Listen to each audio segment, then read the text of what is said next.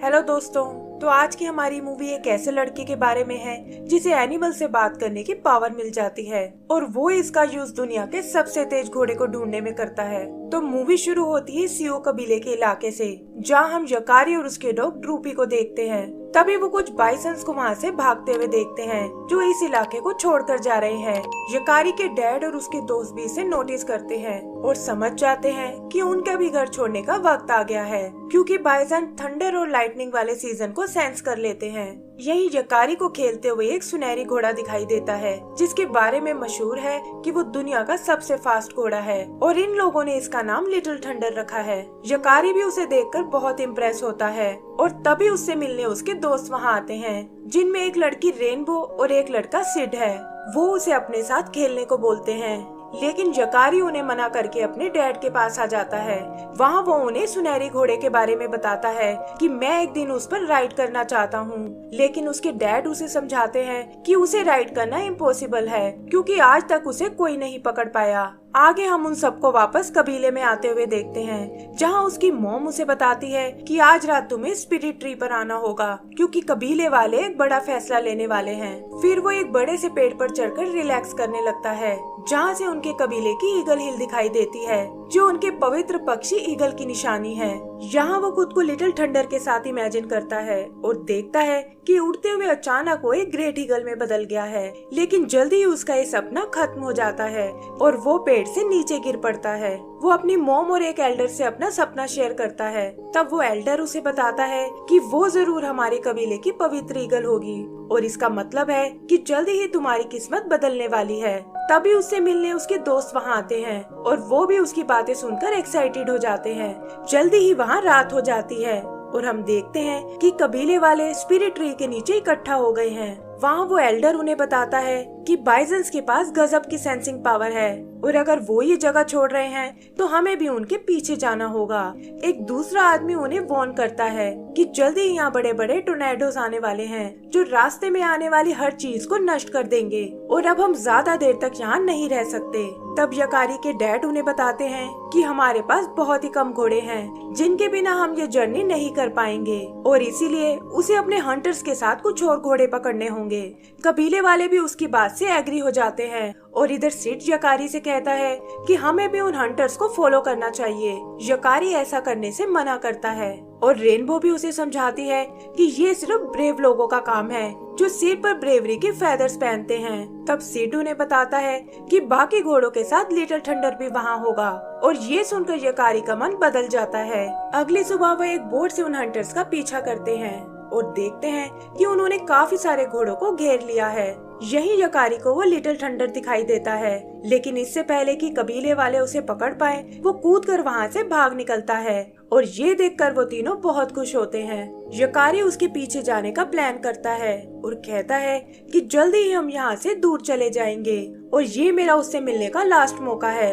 Rainbow को लगता है कि वो जरूर खुद को किसी मुसीबत में डाल लेगा और इसीलिए ड्रूपी को उसके पीछे भेजती है।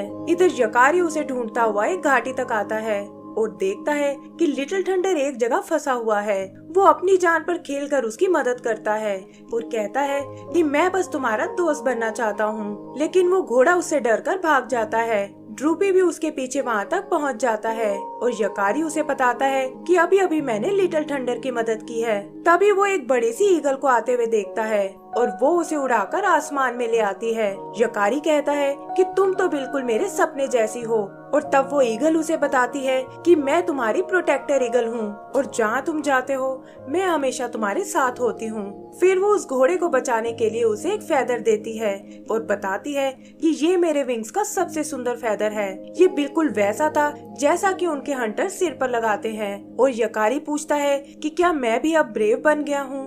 ईगल कहती है कि अच्छा काम करने वाले हमेशा ब्रेव होते हैं और फेदर के साथ साथ उसे एक और गिफ्ट भी देती है जो आज तक किसी इंसान को नहीं मिला।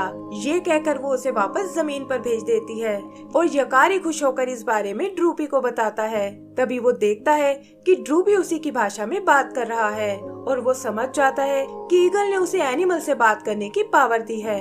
ये देखकर वो बहुत खुश होता है और उसे लगता है कि इस तरह वो लिटिल थंडर से दोस्ती कर सकता है। वो लोग एक बार फिर उसे ढूंढते हुए आगे बढ़ने लगते हैं, जहाँ एक काउल यकारी को आगे जाने का रास्ता बताता है। फिर उसकी मुलाकात कुछ बटरफ्लाई से होती है और इसी तरह जल्दी ही वो लिटिल थंडर तक पहुँच जाते हैं।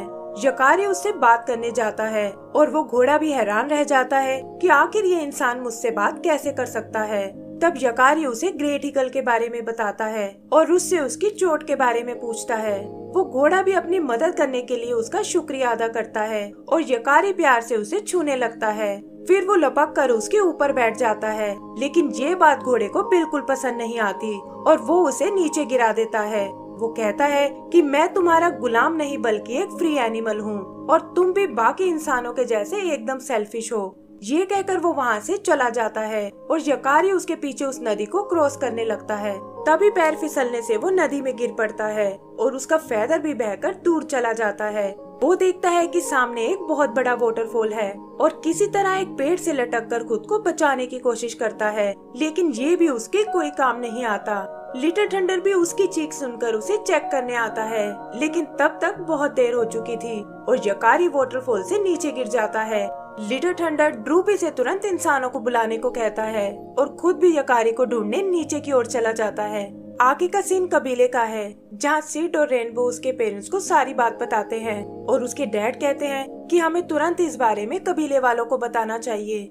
रेनबो छुपकर उनकी सारी बातें सुनती है और बताती है कि कबीले वाले ज्यादातर यहाँ रुकने को बिल्कुल तैयार नहीं हैं और उन्हें यह काम अकेले ही करना होगा। वो दोनों भी उनके साथ चलने की जिद करते हैं, लेकिन उसके पेरेंट्स इसके लिए बिल्कुल तैयार नहीं होते और अकेले ही उसे ढूंढने निकल जाते हैं। थोड़ा आगे जाने पर उन्हें ड्रूपी नजर आता है और वो उसका पीछा करते हुए यकारी तक जाने लगते हैं। इधर यकारी बहता हुआ एक डैम तक आता है, जिसे कुछ छोटे छोटे बीवर्स ने बनाया था और वो उसे बचाकर बाहर निकाल लेते हैं। यकारी उन्हें सारी बात बताता है कि कैसे वो एक सुनहरे घोड़े को ढूंढ रहा था और इसी चक्कर में कबीले से बहुत दूर आ गया है। फिर वो उनसे अलविदा लेकर आगे बढ़ता है और वो ईगल एक बार फिर उससे मिलने आती है। वो उससे माफी मांगता है कि मैंने आपका फेदर गुमा दिया है और मैं शायद बिल्कुल ब्रेव नहीं हूँ। तब ईगल उसे समझाती है कि ये वक्त हार मानने का बिल्कुल नहीं है, क्योंकि अभी तो तुम्हें और भी बहुत कुछ करना है। वो बताती है कि जल्दी ही तुम्हारा सामना जायंट्स और मदर नेचर के गुस्से से होने वाला है और इसे पार करके ही तुम सच में ब्रेव बन सकते हो। फिर वो उसे खुद पर यकीन रखने को कहकर वहाँ से चली जाती है और यकारी सोच में पड़ जाता है कि आखिर इन बातों का क्या मतलब है। तभी वो सामने से किसी को आते हुए देखता है और उसे लगता है कि ये शायद उसके कबीले के लोग हैं, लेकिन पता चलता है कि ये तो असल में घोड़ों का झुंड है जो सीधा उसी की ओर आ रहे हैं। उनसे बचकर भागते हुए वो गिर पड़ता है, लेकिन तभी उसकी मदद करने लिटिल थंडर वहाँ आता है और उसे तुरंत अपने ऊपर बैठने को कहता है। यकारी इस राइड से बहुत एक्साइटेड होता है, लेकिन वो घोड़ा उसे बताता है कि हमारे पीछे कुछ हंटर्स लगे हुए हैं। वो दोनों बचते हुए एक सेफ जगह आ जाते हैं और यकारी टाइम पर आने के लिए उसका थैंक्स बोलता है। लिटिल थंडर उसे समझाता है कि तुम्हें अपने कबीले के पास वापस चले जाना चाहिए और यकारी इसमें उसे अपनी मदद करने को कहता है, लेकिन लिटिल थंडर ऐसा करने से मना कर देता है और कहता है कि मुझे इंसानों पर बिल्कुल भरोसा नहीं है। तभी उन्हें कुछ घोड़ों की आवाज सुनाई देती है और वो देखते हैं कि हंटर्स ने उन्हें पकड़ लिया है। यकारी उससे इनकी मदद करने को कहता है, लेकिन लिटिल थंडर उससे पूछता है कि सुबह तुम्हारे हंटर्स भी घोड़ों को पकड़ रहे थे, तो भला तुम में और इन लोगों में क्या फर्क है। तब यकारी उसे बताता है कि ये लोग कुगर कबीले से हैं और हम इनकी तरह घोड़ों को कभी हर्ट नहीं करते। फिर वो उसे उन कुगर्स का ध्यान भटकाने को बोलता है ताकि पीछे से वो उन घोड़ों को आजाद करा सके। कुगर्स भी एक सुनहरे घोड़े को देखकर बहुत इम्प्रेस होते हैं और अपने एक आदमी को वहीं छोड़कर उसे पकड़ने चले जाते हैं। यकारी भी इसका फायदा उठाकर घोड़ों तक पहुंच जाता है और एक एक करके उन सभी को आजाद करा देता है। लिटिल थंडर भी कुगर से बच निकलता है और वापस आकर वो देखते हैं कि उनके पहले वाले घोड़े भी भाग गए हैं। लीडर उनका पीछा करने की सोचता है और तभी वो यकारी और सुनहरे घोड़े को भागते हुए देखते हैं।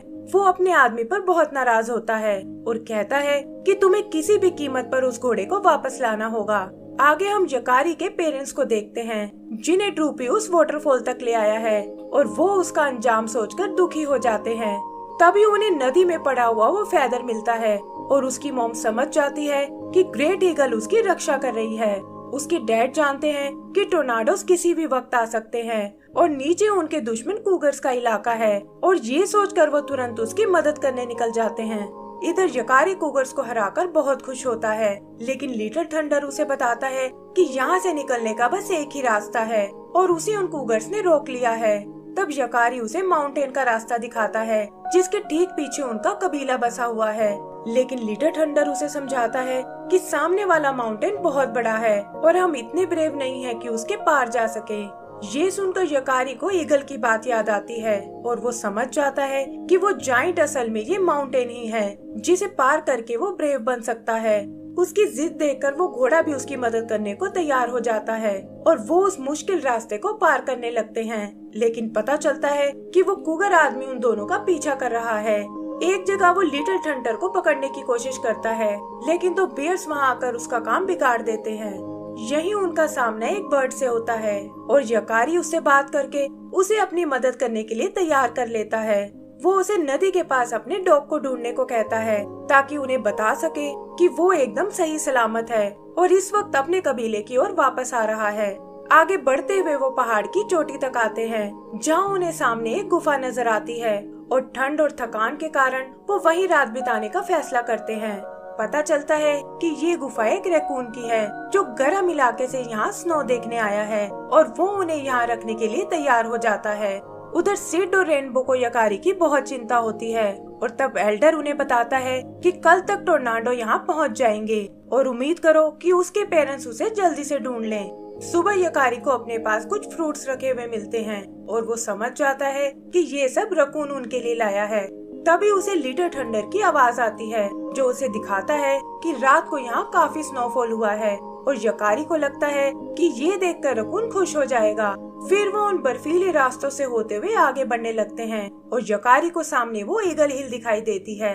वो लिटिल थंडर का शुक्रिया अदा करता है और कहता है कि मैं तुम्हारे बिना ये कभी नहीं कर पाता। लिटिल थंडर भी उसे ब्रेव बुलाता है और प्रॉमिस करता है कि तुम जब चाहो मेरी सवारी कर सकते हो।